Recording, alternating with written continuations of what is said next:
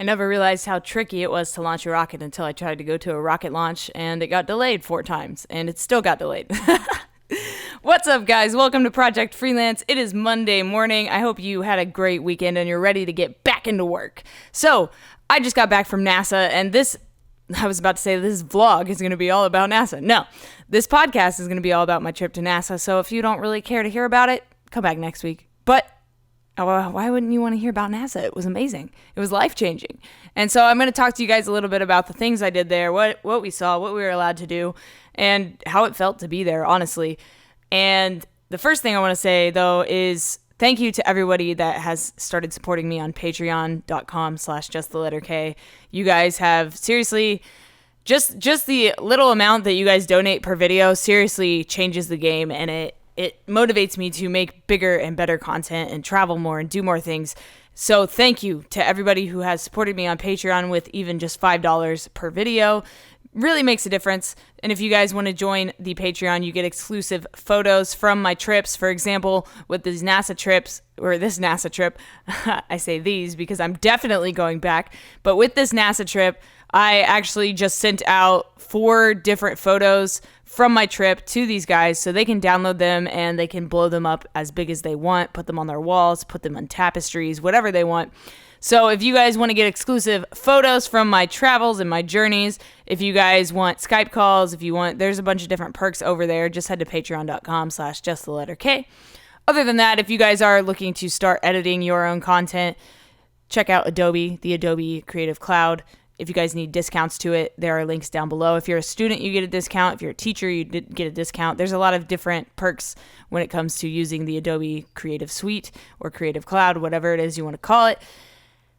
Check those links out down below. And if you are an adult and you're trying to figure out how to adult a little bit better, check out Mint. Mint is a great way to track your expenses and categorize them and get ready for your taxes. And I hope you paid your taxes. If you didn't pay your taxes, you will probably be getting a bill from the IRS debt collector.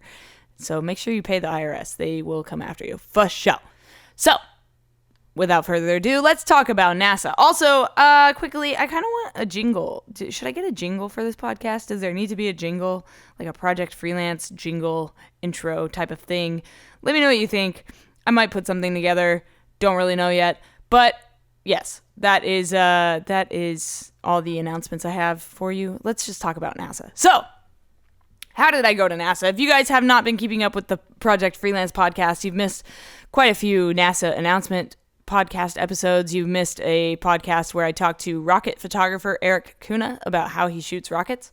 So be sure to go back. And if you're new to the podcast, please be sure to subscribe. Come back every Monday morning at 7 a.m. PST for a new episode. I have guests on almost every single week. I love talking to other people on this podcast, and I know that you guys love it as well because it's more than just myself talking to you every single week. You get insight from different people, different places, and different fields of freelance. And I'm actually going to be talking to one of the scientists from NASA coming up here shortly. I asked him if he would be on a podcast, and he said absolutely. So I am super looking forward to that, and I'm really looking forward to hearing more from him about what they do at NASA. And yeah, I am just blown away by the entire trip that I got to take to NASA. So how did I get to NASA? How did I get involved with this? So NASA put out a tweet, and one of my followers very generously, very awesomely tagged me in this tweet. And the tweet said that that NASA was inviting social media creators to NASA for an event called the NASA Social, and we would be basically going behind the scenes of NASA. And if you guys don't know, I am a filmmaker and photographer, a freelancer, and I very often create behind the scenes videos and take behind the scenes photos for different people, different companies, different events. And behind the scenes is what I do best. I love telling the story about how things are created, about how people create videos, about how companies create these events, trade shows. There's basically nothing that I won't cover. That's pretty much all I'm saying, is that if you have a project that you need filmed, if you have an event, if you have anything you need creative content for, I'll do it. You know, I'm not going to say no to anybody because I love new challenges. And by taking on these new challenges and trying these new things, it gives me the opportunity to make my portfolio bigger and better. And it allows me to reach a broader type of audience when it comes to client base. My clientele is everybody from bands to real estate agents to presidential candidates to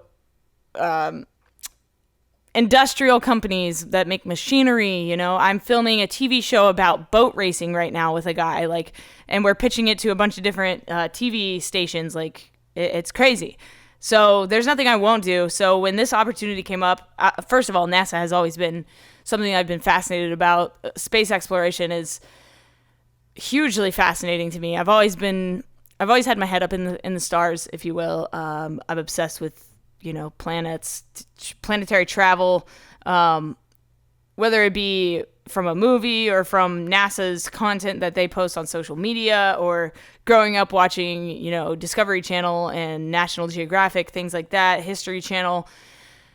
And I had to take this opportunity to go to NASA. You know, it was something I knew that would be life-changing, and I've always wanted to get into rocket photography, and so this was kind of my foot in the door to get into rocket photography. And yes, unfortunately, I was unable to see a rocket launch, and I'll tell you why. So the International Space Station, also, can I just say that I learned a lot. I learned how little I know about science, and I learned a lot about science, and I'm really excited that I gained some knowledge, and I can't wait to learn more about science so that I feel smarter. So the International Space Station is where, okay, wait, let me just back up a little bit. Okay, so there were over 5,000 pounds of materials being sent up to the International Space Station in this payload. And I'm going to go ahead and cut to a little bit of content from the NASA payload briefing so that you guys can get an idea of the things that were in that payload that were going up into the International Space Station. And if you want to see this in video form, head to youtube.com/justtheletterk, and you can see this part of the content. I wanted to include this information and include this briefing into this episode of my vlog and this episode of my podcast because I feel like this information is really unique, and I truly loved being a part of this briefing. And so I'm just going to go ahead and cut to the audio from the briefing that I kept in my vlog so you guys kind of get an idea of the things that were in the payload. Good morning and welcome to Kennedy Space Center for your What's on Board briefing, where we will have more than 5,500 pounds of research and crew hardware flying up on the Falcon 9 Heavy rocket on May 1st at 3:59 in the morning. For those of you who haven't heard of the National Laboratory before, our focus is on providing access to the space environment for research and technology development that has direct benefits here on Earth. The ISS National Lab is partnered with a branch of the National Institutes of Health that is providing funding to support the use of tissue chip technology for research on board the space station to benefit human health on Earth. 4 of these tissue chips in space investigations are launching on this mission. Tissue chips, small chips containing human cells grown on an artificial scaffold to model the structure and function of human tissue, enable better disease modeling and higher accuracy drug screening. And what are we doing? We're trying to measure atmospheric carbon dioxide. So I'm going to give you a little background. I have a figure here that's the Keeling curve, or a measurement of carbon dioxide since 1958. You may be familiar with this. You see 2 things here. The black line's just going up over time. That's our increasing atmospheric carbon dioxide amounts.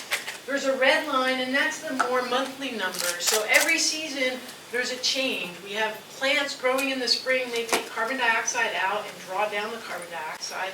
Leaves fall off in the winter, and that carbon dioxide goes back in the atmosphere. So that's why that red curve goes up and down. And why is it increasing? Because humans keep adding carbon dioxide in. We're burning fossil fuels like gas and coal and oil, and it's increasing. But the plants are actually doing us a huge favor. Those plants in the ocean take about half of the atmospheric carbon dioxide that humans emit out every year. But some years it's 20%, some years it's 80%, and we've got to figure out why that is. If we want to know what's this going to be in 2050, we have to understand the processes. Which part of Earth is changing? Which part is it driven by weather, by precipitation, by drought? So that's the kind of science we want to get out of this mission. I'm from NASA Johnson Space Center, from the Astromaterials Research and Exploration Science Division. So we're actually a planetary science group. So we're interested in studying planetary bodies. So in particular, my research and focus is on studying asteroids. So the goal of Hermes is to study the surface material of asteroids. And this is something that we call regolith. So if you look at asteroids, or if you look at the moon, you'll see this layer of regolith covering the surface. So this fine particles, fine dust that covers the entire surface. And so you'll find this regolith on airless bodies, bodies that don't have atmospheres. So what's happening is the solar system is very dynamic, and we have asteroids and meteoroids moving around and impacting different bodies. So on Earth this happens too, right? But what happens is because we have an atmosphere, the particles come in through the atmosphere and mostly burn up. When they make it all the way to the ground, that's when we have a meteorite. But on an asteroid, this doesn't happen because we don't have an atmosphere. So the surface is getting bombarded all the time. So you have this fine layer of fragments on the surface. So that's what we're interested in studying. And we have partnered, we're delighted to partner with the International Space Station National Lab on a program called Tissue Chips in Space. So I'm going to tell you what on earth are tissue chips and why on earth, see what I did there, why on earth we send them to space, right? So this is a tissue chip. This is a tiny bioengineered device that contains living human cells that are designed to recreate the structure and function of your tissues in your body. Could be your tissues, could be your tissues, could be your grandma's tissues. All of these cells can survive and live in this environment, and the idea is that we can use these to model diseases so we can understand better disease pathology and how disease begins. But we can also test drugs or treatments or therapeutics in this system in a way that is not testing them directly in humans or in animals, but we can get really quite realistic results from testing the human tissues in these tissue chips. That means that we can understand better not just diseases, but also how drugs will affect human tissues. Why are we looking at vitamin D metabolism in microgravity? So, what we know from experience is that bone loss in microgravity is highly accelerated, upwards of 10% loss per month. And so what we're actually doing is using this unique environment of microgravity to look at accelerated bone loss, i.e. osteoporosis. And so we actually hope to learn in a matter of a course of weeks is how does osteoporosis by vitamin D metabolism occur in a disease which typically takes place over the course of years, if not decades. And so we're actually going to be sending up onto the space station 24 of these chips. What are the advantages of actually doing organs on chips versus, say, doing studies in people? So we recently learned a lot from the twin study of Mark and Scott Kelly, no relation. But what we learned actually is a lot of different things occur in microgravity. But in studies in people, we have a limited access in terms of the biological samples we're looking at, things like blood and urine. You certainly can't look at kidney biopsies on astronauts in space. And so we can actually learn from this system is a lot more what's going on at the cellular level in these systems. So this is a great advantage of looking at this. And so we're actually sending up 24 of these chips to the International Space Station. So that's 72 individual tubules. Because of this large number of chips we're actually sending up to the space station, we're actually looking at biological variability. In that we're looking at 4 individual kidney donors, 2 males and 2 females. So DNA is the blueprint of life, right? So it encodes all our genetic information, and it gets transcribed to RNA, which is translated to proteins, which of course help all of our cells function. Unfortunately, DNA can also break sometimes, and since it's so important, it's really important to maintain the integrity of the DNA. And so since it's such a deleterious process, we wanted to study how these breaks are repaired in space. There are a few primary mechanisms cells use to repair these breaks. The most common one is actually error-prone, so it can introduce mutations which harm the cell. There's an alternative pathway which is error-free, but you need a special repair template. Can I get the next slide? So this relates to astronauts in space because astronauts undergo high radiation from HC ions or galactic cosmic rays, which can lead to these double-stranded breaks. So it's really important for us to learn how repair pathways function in space and what the relative frequency of these pathways are to avoid having errors in these astronaut cells. So therefore, if we can figure out the relative frequencies of the repair pathways, maybe we can choose the right drugs to mitigate erroneous DNA repair. So our objective in this experiment was to examine how repair pathway frequencies and double-stranded break repair as a whole are affected by microgravity. And we hypothesized that the error-prone pathway will actually increase in space relative to the error-free pathway. So there's a little bit of information about the things that were going up into the payload. Yeah, those kids at the end, they were in high school, by the way. The last speakers that you heard, they were in high school. So that's crazy to me. These kids are way too smart. And I hope they continue on their journey to join NASA or any company that works with NASA so that they can further the science behind the experiments that they're doing.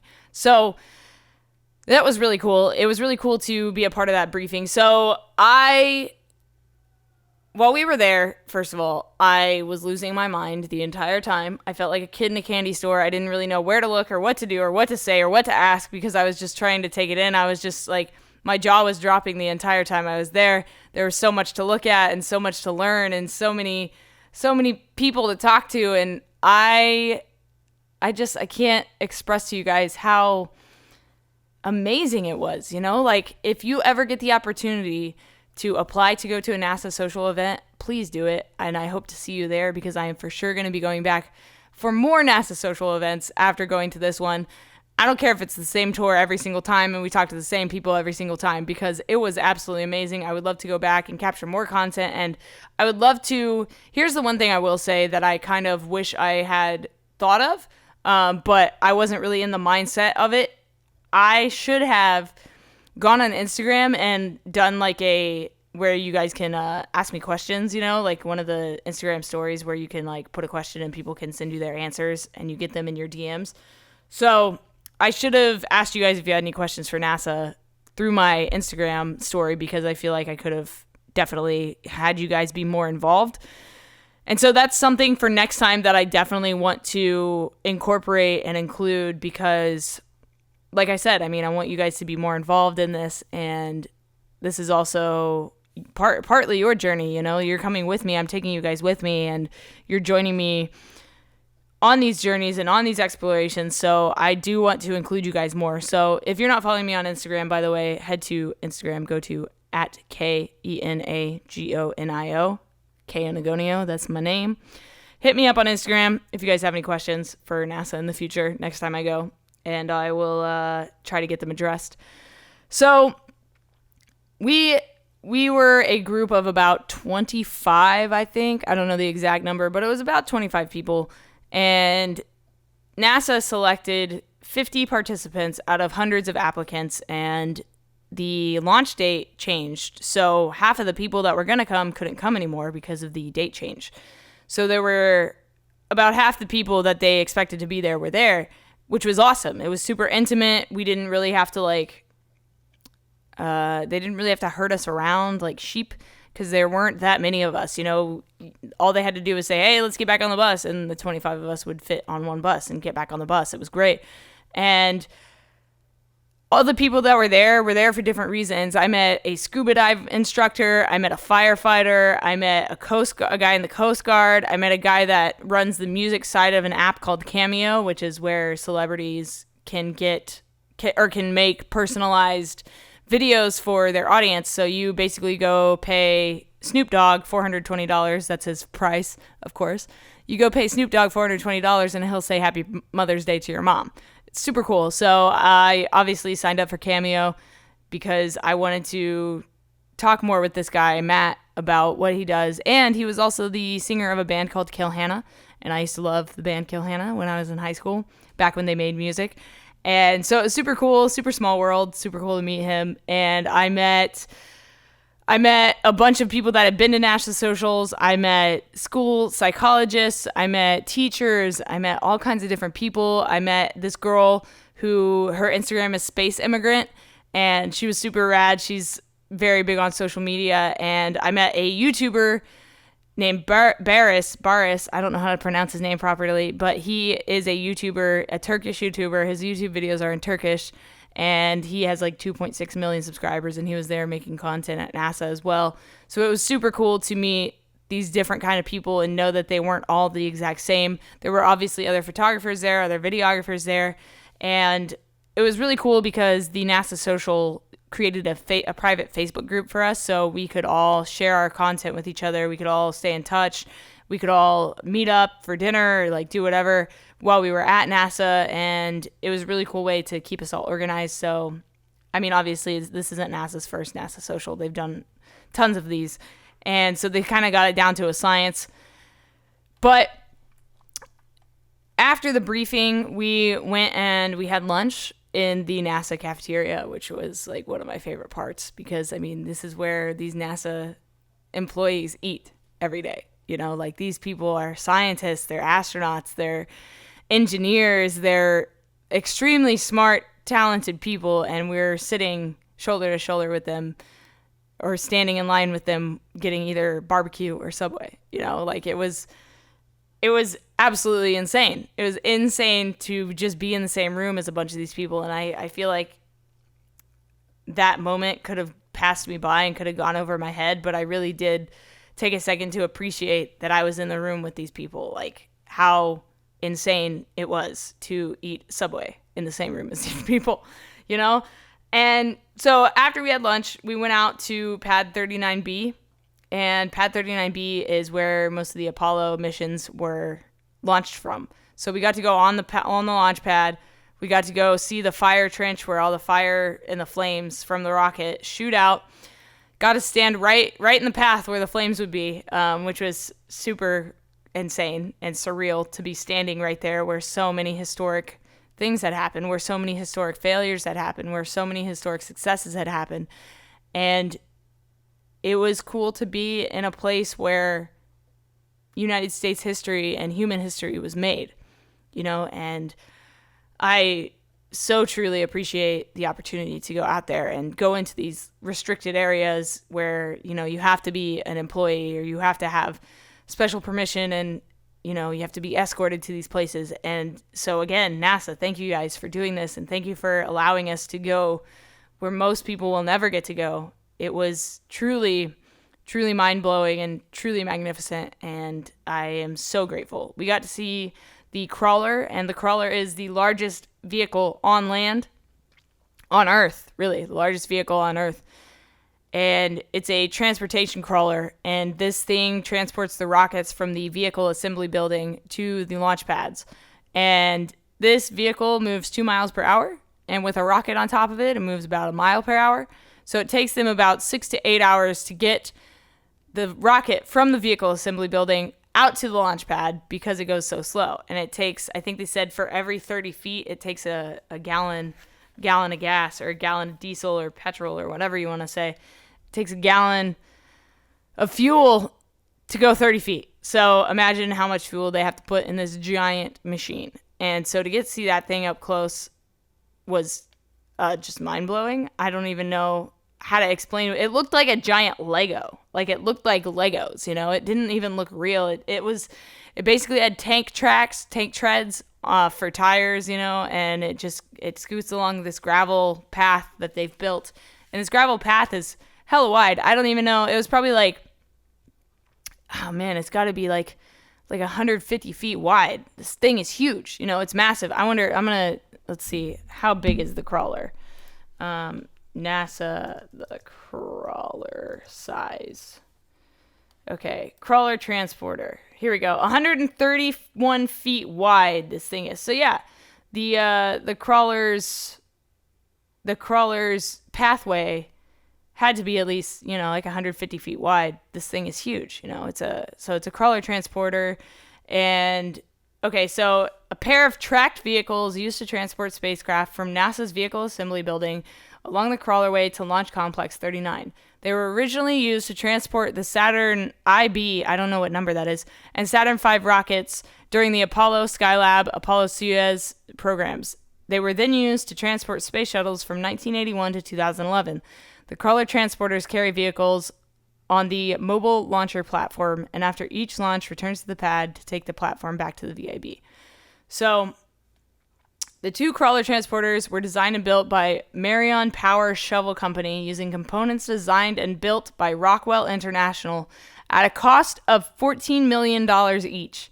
Upon its construction, the crawler transporter became the largest self-powered land vehicle in the world, while other vehicles such as the bucket wheel excavators like Bagger 293, dragline excavators like Big Muskie, and power shovels like the Captain are significantly larger. They are powered by external sources.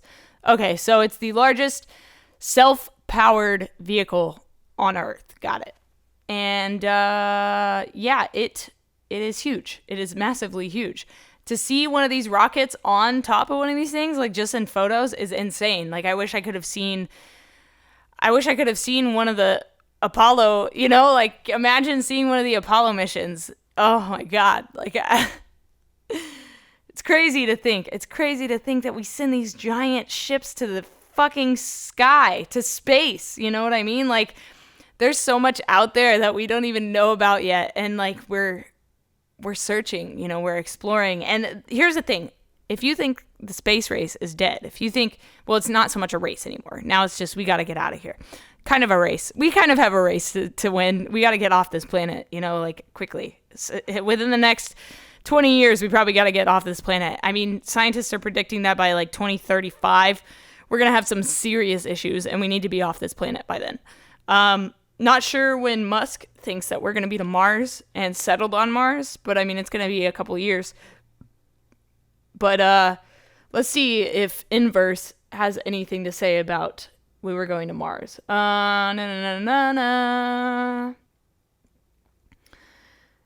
So, first of all, if you had the chance to go to Mars, would you go? 9 months to get there. You might not come back. Like, do you mentally have what it takes? It's crazy. Okay, here we go. So, the cost of a ticket, okay, this is from Inverse, by the way. If you're not on the Inverse mailing list, I'm going to put a link down below. You guys should join it if you're a space nerd. Inverse is great. Okay, so as Mike Brown reports, the cost of a ticket to the Martian outposts envisioned by the likes of Elon Musk and the United Arab Emirates, where I grew up, which could take shape as early as the 2060s, would be an exorbitantly high-priced trips for the future 1%, who would pay for what would realistically be a pretty crappy vacation. Why would pampered billionaires risk their life to spend 3 to 6 months in a pokey spaceship only to wind up in an ancient red desert with no breathable atmosphere at the price far higher than most will ever spend on vacations in their whole life? Good question.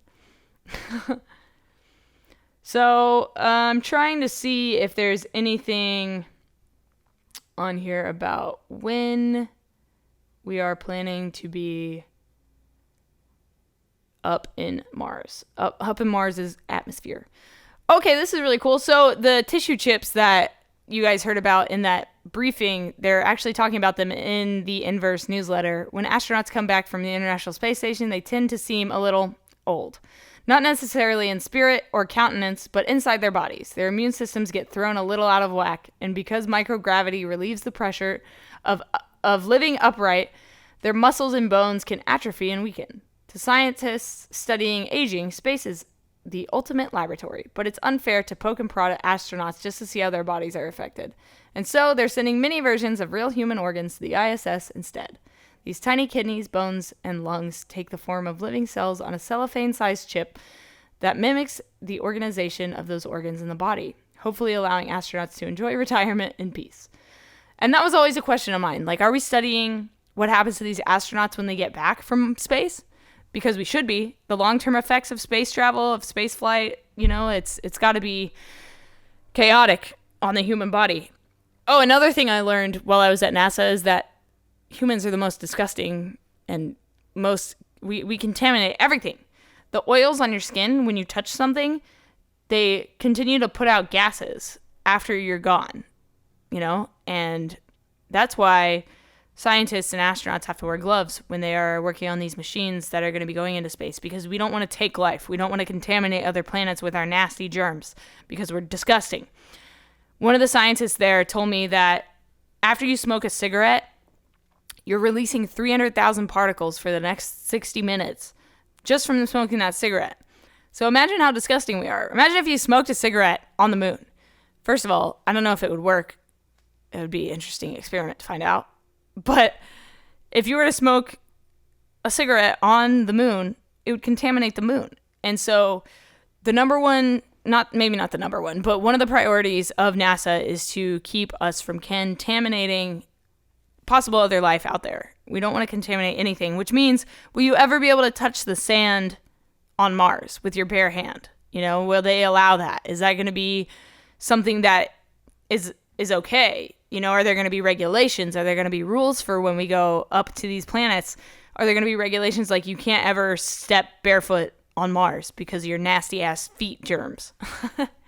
That's my question. So next time I go back, I'll definitely ask, are there going to be plans put in place to keep us from contaminating other planets like Mars? Like, are they going to be able to put their hands and their feet in the sand? Or are we going to have to be covered at all times forever? Are we ever going to be truly free to roam on these other planets? Or are we always going to be hindered by being human? That is a definite question that I have for them.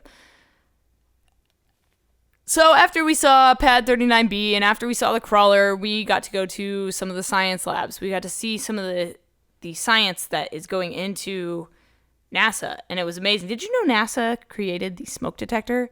And they've also invented many other things. Let's see, NASA inventions. Let's see. So NASA inventions, 20 inventions we wouldn't have without space travel. This is from JPL, Jet Propulsion's Laboratory, California Institute of Technology. Okay, so camera phones. Wow, that's crazy. All right.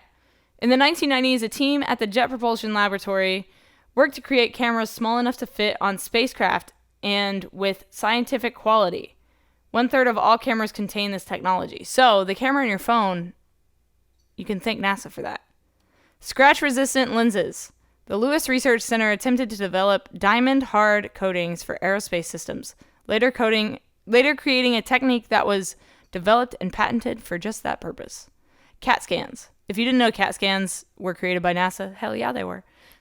LEDs, landmine removal, athletic shoes, blankets, the foil blankets, water purification systems, dust busters. NASA approached Black & Decker to develop a lightweight device to collect samples on the moon. The company then used this technology to create the dust buster in 1979. Ear thermometers, home insulation, the Jaws of Life were created by NASA. Wireless headsets, memory foam, freeze-dried food, adjustable smoke detector, baby formula, artificial limbs. Computer mouse was created by NASA in the 1960s. A NASA researcher was trying to make computers more interactive when an idea was suggested about how best to manipulate data on a computer screen, leading to the mouse. And the portable computer was also created by NASA, the laptop. Amazing. So, yeah, if you want to know more about NASA, first of all, you should go to Kennedy Space Center. In all my vlogs, I said Space Kennedy Center because I was just dumbfounded that I was there, that I didn't even say the place right. But yeah, Kennedy Space Center, you should go to their visitor center. I spent a whole day there in my Spider-Man suit. That video is out now. You should go check it out on youtube.com/justtheletterk. Spider-Girl goes to NASA. I mean, how exciting is that? Spidey's never been to NASA. Come on. I would love to go to the moon. I mean, I'd go to the moon. I don't know if I would go to Mars. That's a little far for me, but I could probably... Mentally, I could probably contain myself. I could probably go to the moon. I could probably stay there for a couple days and then come home. I would be down with that. NASA, let's do it. You need a documentary made. I make documentaries. Let's go. I'm no help. I will be of no use. I will not be able to help the scientists or the astronauts on the rocket ship. I won't be able to navigate. I won't be able to do shit. All I'll be able to do is capture content and film, take photos. That's pretty much all I will be able to do up there. So I hope that works for you. But yeah, overall, NASA was an absolutely incredible experience. Getting to go to those science labs, we got to see some of the plants that they're developing and they're growing and they're testing. They have a radiation tank where they're growing tomatoes under harsh radiation. They're growing peppers, lettuce. They showed us one of the, basically it's a greenhouse that they've built for these plants that will go in the ISS. We got to see one of Lockheed Martin's gateways, and the gateway is this giant machine that's going to orbit around the moon and will basically act as a docking station, a refueling station for those that are going to the moon and coming back to Earth from the moon to refuel, to, bring samples back, do tests, all that kind of stuff. So we got to see one of the gateways in person, and that was also equally just as absolutely fascinating and phenomenal to see in person.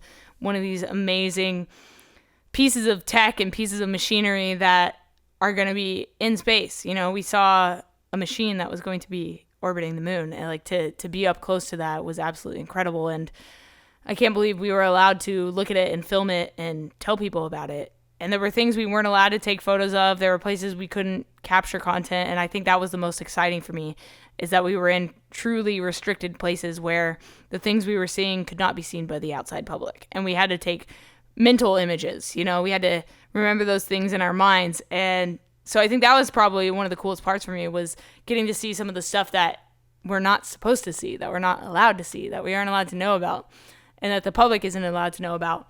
So that was super cool. We weren't allowed to film the workers. I did film some of the workers, but I took the footage out of the vlogs because we weren't supposed to. I didn't know that, but I found out that we were supposed to.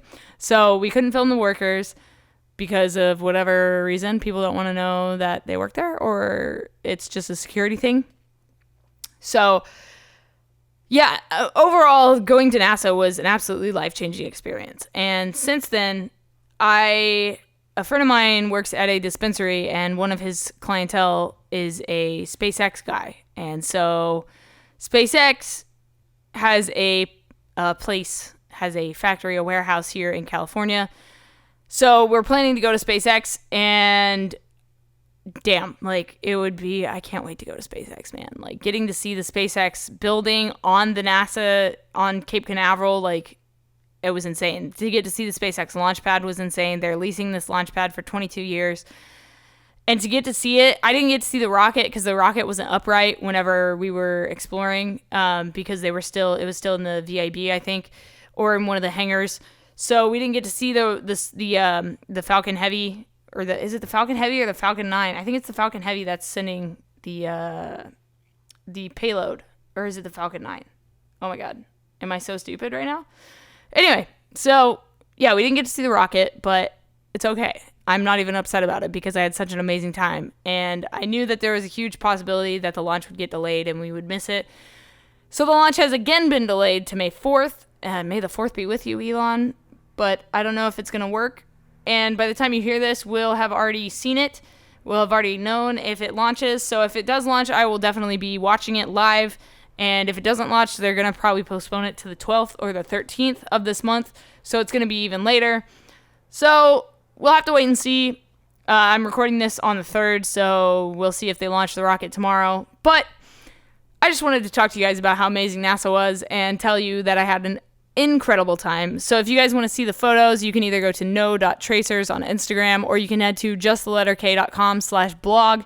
I have a blog post that is out about my time at NASA with photos, as well as vlogs on youtube.com/justtheletterk. You guys can go check out all the content I created at NASA, and stay tuned. There's going to be a lot more really cool content coming this summer. I am headed to London for a job, and then right after London, I'm headed to Finland. So I'm really excited to go explore Finland. Can't wait to see what's up there. And I'll talk to you guys next Monday on the podcast.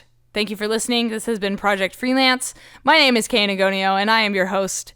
Stay strong, keep enduring, and go out and create something, guys. Check out all the links down below. And again, if you want to support me on Patreon, every video needs a little bit of help. And if you help me out, you get gifts.